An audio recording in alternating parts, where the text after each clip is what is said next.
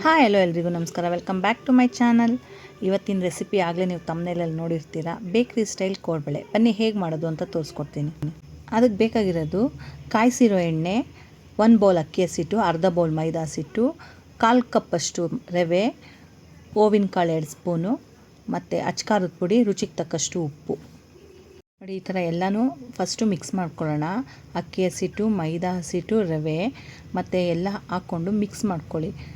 ಡ್ರೈನಲ್ಲೇ mix ಮಾಡ್ಕೊಳ್ಳಿ, ಆಮೇಲೆ ಎಣ್ಣೆ ಆ್ಯಡ್ ಮಾಡ್ಕೊಳ್ಳೋಣ. ನಿಮಗೆ ಬೇಕಿದ್ದರೆ ಹೂವಿನ ಕಾಳು ಸ್ವಲ್ಪ ಜಾಸ್ತಿ ಹಾಕ್ಕೋಬೋದು, ಇಲ್ಲಾಂದರೆ ಇಲ್ಲ, ಅದು ನಿಮಗೆ ಸೇರಿದ್ದು.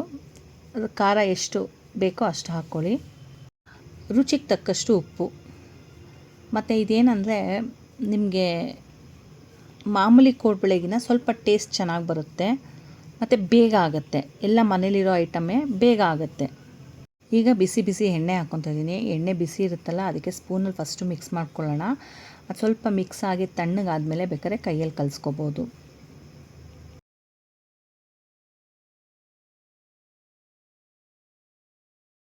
ನೀವು ಎಷ್ಟು ಹಸಿಟ್ಟು ಹಾಕ್ತೀರಾ ಅದ್ರ ಮೇಲೆ ಡಿಪೆಂಡು. ನಾನಿವಾಗ 1 ಕಪ್ ಅಕ್ಕಿ ಹಸಿಟ್ಟಿಗೆ 100 ಗ್ರಾಮ್ ಅಷ್ಟು ಎಣ್ಣೆ ಕಾಯಿಸ್ಕೊಂಡು ಹಾಕ್ಕೊಂಡಿದ್ದೀನಿ. ಎಣ್ಣೆ ಹಾಕೋದ್ರಿಂದ ಕ್ರಿಸ್ಪಿಯಾಗಿ ಬರುತ್ತೆ. ನೋಡಿ, ಈಗ ಚೆನ್ನಾಗಿ ಮಿಕ್ಸ್ ಆಗಿದೆ. ಹಿಂಗೆ ಕೈಯಲ್ಲಿ ಹಿಡಿದ್ರೆ ಅದು ಎಣ್ಣೆ ಎಲ್ಲ ಹಸಿಟ್ಟಿಗಾಗಿರಬೇಕು. ಅದಾದಮೇಲೆ ಸ್ವಲ್ಪನೇ ನೀರು ಹಾಕ್ಕೊಂಡು ಕಲಿಸ್ಕೊಳ್ಳಿ, ಗಟ್ಟಿಗೆ ಕಲಿಸ್ಕೊಳ್ಳಿ. ಯಾಕಂದರೆ ಒಂದು 10 ನಿಮಿಷ ನಾವು ಅದನ್ನ ಸೆಟ್ಟಾಗಕ್ಕೆ ಬಿಟ್ಟರೆ ಅದು ಮೆತ್ತಗಾಗ್ಬಿಡುತ್ತೆ. ಅದಕ್ಕೆ ಕೋಡ್ಬಳೆ ಹೊಸಿಯೋಕ್ಕಾಗಲ್ಲ, ಸ್ವಲ್ಪ ಗಟ್ಟಿಗಿರಲಿ. ಒಂದೇ ಸಲ ನೀರು ಹಾಕಬಾರ್ದು ಯಾವತ್ತು. ಈ ಯಾವುದೇ ಹಸಿಟ್ಟುಗಳು, ಈ ತಿಂಡಿಗಳು ಮಾಡ್ತೀವಿ ಅಂದರೆ ಸ್ವಲ್ಪ ಹಾಕ್ಕೋಬೇಕು. ಗಟ್ಟಿ ಇದ್ದರೂ ಪರವಾಗಿಲ್ಲ, ತುಂಬ ತೆಳು ಆಗಿಬಿಟ್ರೆ ತುಂಬ ಕಷ್ಟ ಆಗಿಬಿಡುತ್ತೆ ಆಮೇಲೆ ಮಾಡೋಕ್ಕೆ.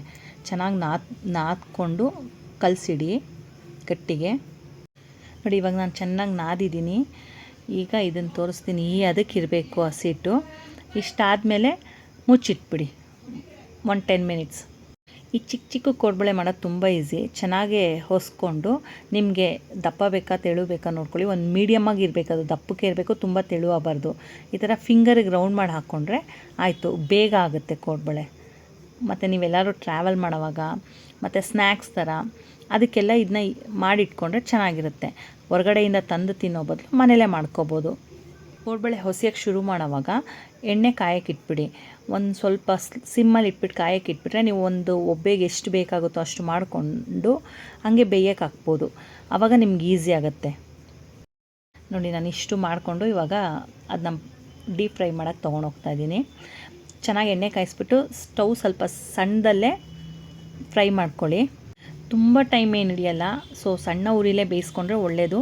ಇಲ್ಲಾಂದರೆ ಕಪ್ಪಗೆ ಬಂದುಬಿಡುತ್ತೆ, ಆ ಕಲರೇ ಚೇಂಜ್ ಆಗಿಬಿಡುತ್ತೆ, ನಿಮಗೆ ಬೇಕ್ರಿ ಸ್ಟೈಲ್ದು ಬರೋಲ್ಲ. ಈ ರವೆ ಹಾಕೋದ್ರಿಂದ ತುಂಬ ಕ್ರಿಸ್ಪಿನೂ ಬರುತ್ತೆ ಈ ಕೋಡ್ಬಳೆ, ಮತ್ತು ಕ್ವಿಕ್ಕಾಗೂ ಆಗುತ್ತೆ. ಒಂದು ಸಲ ಟ್ರೈ ಮಾಡಿ. ಈ ವಿಡಿಯೋ ಇಷ್ಟ ಆಗಿದ್ದರೆ ನಿಮಗೆ ಲೈಕ್ ಮಾಡಿ, ಶೇರ್ ಮಾಡಿ, ಸಬ್ಸ್ಕ್ರೈಬ್ ಮಾಡಿ ಮತ್ತು ಕಮೆಂಟ್ ಮಾಡಿ. ಹೀಗೆ ಸಪೋರ್ಟ್ ಮಾಡ್ತಾಯಿರಿ. ಎರಡೂ ಕಡೆ ಚೆನ್ನಾಗಿ ಬೇಯಿಸಿ. ಇಷ್ಟು ಬೆಂದರೆ ಸಾಕಾಗುತ್ತೆ. ಇದನ್ನು ತೆಗೆದ್ಬಿಟ್ಟು ಆಯಿಲ್ ಸ್ಟ್ರೈನ್ ಮಾಡೋಕ್ಕೆ ಹಾಕ್ಕೊಳ್ಳಿ. ಒಂದು ಟಿಶ್ಯೂ ಮೇಲಾರ ಹಾಕ್ಕೊಳ್ಳಿ, ಇಲ್ಲಾಂದರೆ ಆಯಿಲ್ ಸೋರೋ ಬಟ್ಲಿಗಾರ ಹಾಕ್ಕೊಳ್ಳಿ. ಒಂದು 5 ಮಿನಿಟ್ಸ್ ಅದು ಆರಿದ್ಮೇಲೆ ಕ್ರಿಸ್ಪಿಯಾಗಿರುತ್ತೆ, ತಿನ್ನೋಕ್ಕೆ ರೆಡಿ. ಅದು ನೋಡಿ ಎಷ್ಟು ಕ್ರಿಸ್ಪಿಯಾಗಿ ಬರುತ್ತೆ. Thanks for watching.